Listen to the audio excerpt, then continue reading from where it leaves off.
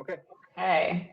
So good morning, everybody. If you don't know me, which I think I know almost all of you so far, my name's Julie now. I'm the OIDC for the Red Mountain region. So Red Mountain, Shepherd, Fremont, Mesa Academy, and all of the connected elementary schools. Oh, and Sharp. And I'm one of the team members that works on supporting everyone in the district on Canvas usage. Today, we're just going to be going over Canvas best practices. So things that we've learned over the last 5-ish years since the very beginning, things that make your life easier or your students' life easier in navigating and working with things in Canvas. So stuff that we have learned that just makes that better for everybody. So today we're going to be focusing on the Canvas dashboard. So if you aren't on your Canvas dashboard or if you don't know how to get there, would really recommend bookmarking it, since most of us will be going to it or are already going to it almost daily. So the web address for that is mpsaz.instructure.com. You can also get to that if you don't remember that link. If you go to the Mesa homepage, scroll all the way down to the bottom, there is a link to Canvas underneath academic resources. So if you click on that, it will take you to the same website and you use your Active Directory to log into Canvas. Students use Active Directory to log into that as well. So that's the same login information that they would use for their email or to log into a computer. It's the same thing, their school email address, the whole thing, the huge long email that they have, and then their password. If you run into students that are having trouble signing in, there is a form that they can fill out to get their password reset, and that's on the EdTech homepage. So you just go to the EdTech department website, and there's a form there they can fill out to get it reset, and that resolves most issues. Okay, so today, Canvas dashboard. Your dashboard is your home base. Your student's dashboard looks like and works exactly like your dashboard does. And it has a lot of features and areas that, if you know about them, will help you with your workflow as well. Now, your dashboard might look something like mine, hopefully has fewer courses than what I have. This isn't even all of them, but it might also look like something else. So I'm going to go up in this top right corner, up by this Mesa logo over here, which yours might not be a Mesa logo, but there's 3 dots.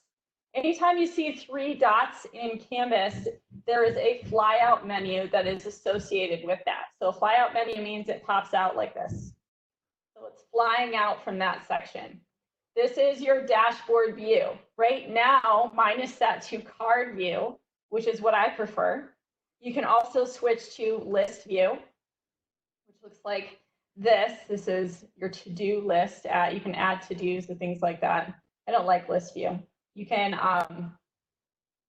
plus, I don't use this very much. You can add things onto there if you want to put stuff in there. I'm just gonna go to a different one. Recent activity. Is any changes that, and I think I clicked on something. Recent activity, there we go. Recent activity is any changes that has happened in any of the courses that you have. So you can see this has 30 announcements listed here because I have access to all of our school-wide courses. But every time someone puts out an announcement, posts an assignment, things like that in any of my courses, I will get a notification for that. I will get notifications for my inbox, for assignments that have been created. So if you've been getting assignment creation emails from your Canvas cohort course, this is why. It's because it's a default setting in Canvas for recent activity gets emailed out to everybody. You can also see any activity in any of the discussions in any of your courses. So that's what recent activity is. So if you like that layout, that you can do that. I like card view because it is more colorful, and I like this. Okay, so first thing, what courses are displayed on your dashboard and how do you control that? So by default, any new courses that are made should show up on your dashboard by themselves automatically. If they do not, you can turn them on or turn them off from your dashboard.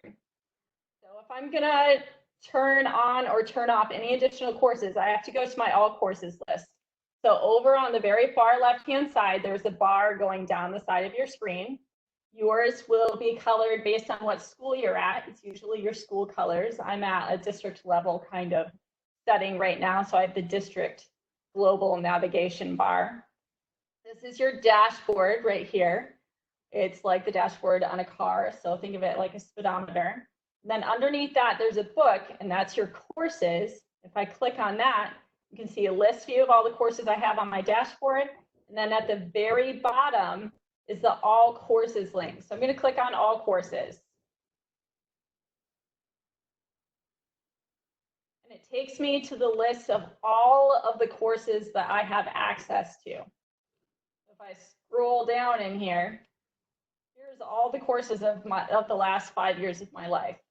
Your course list is going to be much smaller. So first thing let's look at, I'm going to zoom in here so we can see this, is there is a star next to each of your courses here. If it is a filled star, that means that course is displayed on your dashboard. If it is an empty star, it is not currently displayed on your dashboard.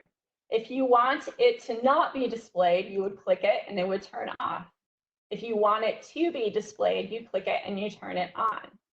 In between semesters, you might need to go and turn on your new semester and turn off your old semester so that the correct ones are on there. Or if you teach by quarter, you can do that too.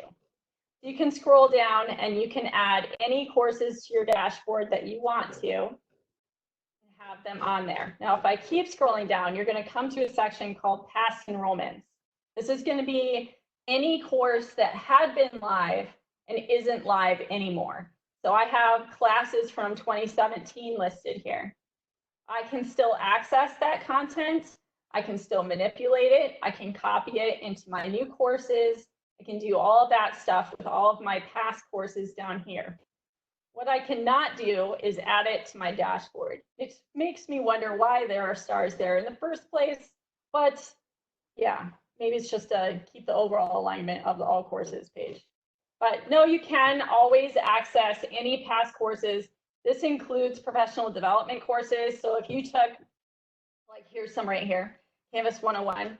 If you took those at any point, you can always access all the course content from those courses at any time. They are under past enrollment there.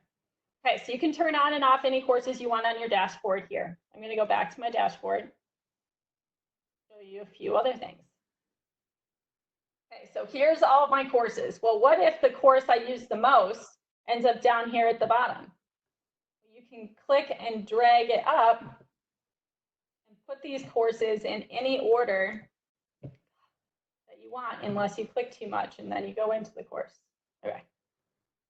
So I can drag these around and put them in whatever order I want them to be in, and it will stay like that. Your students can do this as well. So drag and drop, super nice to have. Now remember what I said about 3 dots. Anytime you have 3 dots on anywhere in Canvas, you can click on it and it will give you a flyout menu. So here's the flyout menu for this course. You have a few options in here. First, it says nickname. Now this is a sandbox course down here. It's an empty play space. Everyone should have one. If you need more, we can give you the link to the form to request some more sandboxes. But it's helpful because I have 5 sandboxes. I don't remember what I use each one for. So I'm going to give this a nickname. And this is actually my demo course that I use when I'm teaching people things. So I'm going to name it demo course. I'm going to apply it. And now it's called demo course. Now it's important to know this nickname is only viewable for you. If you share this sandbox course with somebody else, that nickname isn't displayed for them. So for instance, I have this Studio Habits of Mind course that I'm making with the art department. You can see it's an art PLN.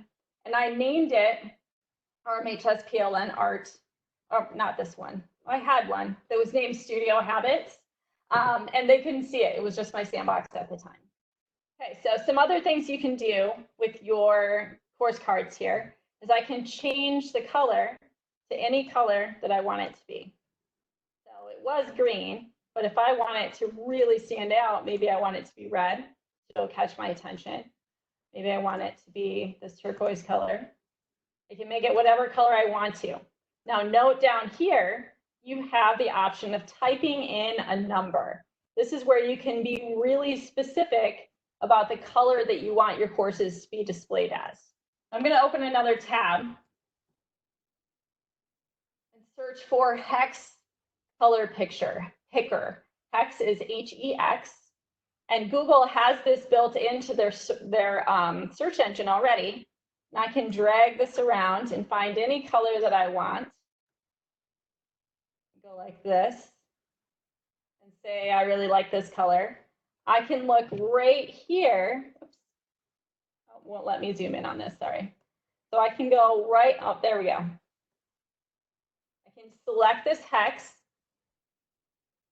and copy it. Maybe copy. Go back to my dashboard. Delete that. And I'm going to paste that in there. And there's that color that I just selected. So you can see this color right here, this really dark purple, is now my color right here. So you can use literally any color that you can make in here. You can assign to your course card here and nickname. Okay, so some other things you can do in here. Notice there is another tab. You can click move, and I can move it down, I can move it to the bottom, or I can unfavorite it from this flyout menu. Instead of having to go to my all courses list, you can unstar it right from there. Okay? Okay, so that's how you manipulate all of those things. Now, some of these courses you'll see have pictures in there, and I will show you how to do that as soon as we're done looking at the rest of the dashboard. Okay, so I'm going to go all the way over to the right-hand side of my screen. Over here, there are some sections going down the right that will be very useful to you in your workflow. So the first section is to do. In this case, these are students that have turned in work that I posted 2 hours ago. So they must be super bored. This first one says grade looking at photos, week of 4-6. This is a discussion that I posted. This means that 2 students have turned this in. And I can click on this. It will take me to my speed grader, which we're not going to do today. That'll be a future training. It'll take me to the speed grader. I can grade it, and then I can come back here to see, here's my next one. So I have one student who has turned in this shooting assignment on finding shadows. And that was super fast. She must have put a lot of effort into these pictures, right? That is sarcasm. And then 2 students have turned in this assignment, which actually isn't mine. This is another teacher's that I help her with her course. Okay, so those are to-do things that I need to do. And in this case, it's grading. Your students have a to-do list as well. If they have an assignment that you have put a due date on, even if it's just suggested, you can have a due date and students can still turn in work after that due date. If it has a due date, it will show up on this list as something that they need to do. And it'll have the date and it'll have the course code for what course it goes to. Now let's say, okay, I've got 2 submissions. I don't want to spend my time grading submissions at a time. I want to wait until more kids have submitted. You can X out and it will ignore that until another submission happens. So if I hover my mouse over the X, it's kind of really tiny, but when you do it on your screen, you'll see it says ignore until new submission. So when another student turns this in, it will pop up again on my to-do list, and I can go back and grade it then. Okay, I'm going to scroll down to under that. It says coming up. So things that aren't quite due yet, but will be soon. So I have my WebEx meeting with my class. It's going to be Wednesday on April 8th at 2 p.m. And I have my link in there. There's a quiz due on Sunday in my class for my students. I have a discussion also due on Sunday for my class. And their shooting assignment is due on Sunday. So those are things that are coming up. You can also view this in your calendar. Your students will also have this coming up list, and they can also view in their calendar. If I scroll down, it'll say recent feedback. If you're taking a professional learning class in Canvas, anytime you get something graded, it will show up in here with your grade and what course what the assignment and what course it was in. And then you can click to view grades. Your students will also see the recent feedback in this section, and then they can click on it to go and see your comments. If you put any in there, they'll be able to access all of that there. That is one place of many that they can go and access their feedback and see their grades in Canvas. Make sure you remind them that their Canvas grade is not their course grade. Their course grade is always the grade that's in their student portal. That is their grade of record. So what they access in Canvas is not their actual grade. They're just going there for feedback and to track their assignments. Okay, so I promised to show you guys how to put a picture in your course tile. And then after we do that, that'll be the end because we're being super fast with these short trainings. So I'm going to go into my demo course. Hopefully. Okay, so while we're waiting for that, you can put any picture into your course right here. So I'm in my course. I went to settings at the very bottom, and then I go to course details up here at the top. So you have tabs going along the top, course details, sections, navigation, feature options. And then you have right here on top is your choose image. So I'm going to click choose image, and you can search Unsplash, which is a copyright free search engine for pictures. And I can pick out any one that I want, and it will apply it as my course code or my course card. And then at the very bottom, I'm going to click update course details. Now you can, if you want, use an animated GIF in your course tile. Sometimes they are glitchy. So sometimes the animation won't play. I'm pretty sure Canvas fixed that. But I can't promise that. Okay, so I put the picture in there. The other thing you could do, see that 3 dots again, I'm going to click on the 3 dots. If I want to choose a different image, I could go in, is I could upload an image from my computer by clicking that there or dragging and dropping a picture in there and then saying that.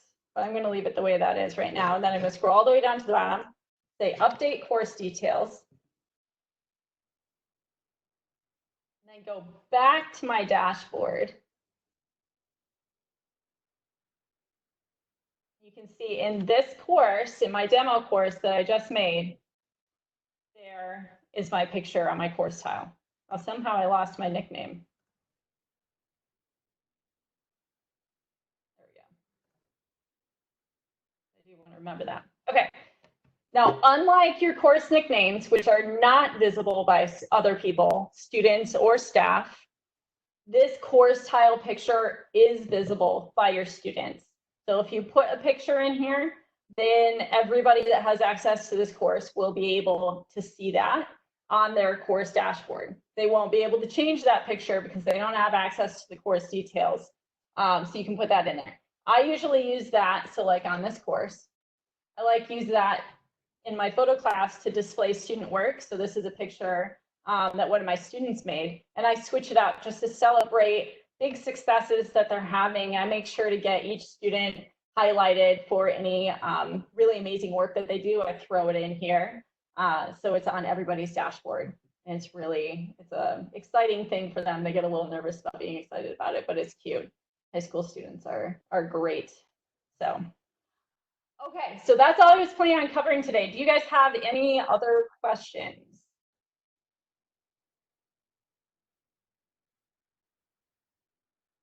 It's kind of a quick and easy kind of topic.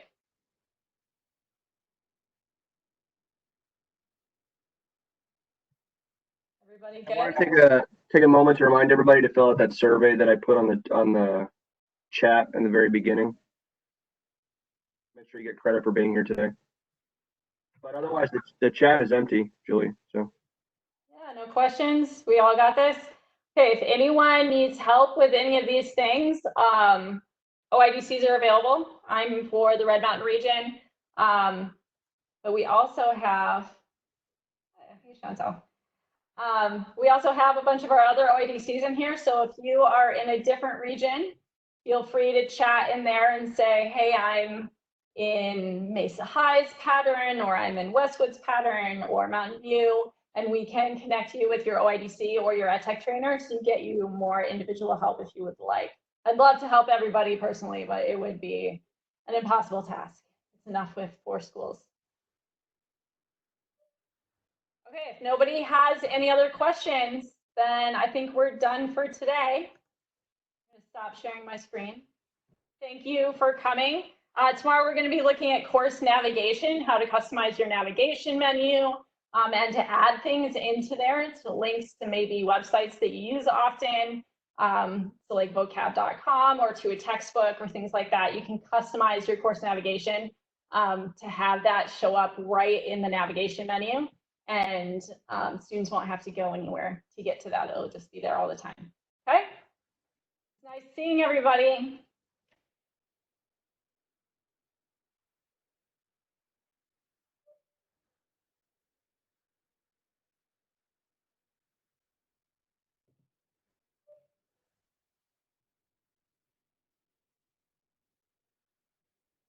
So Julie, you'll have access to the recording, right?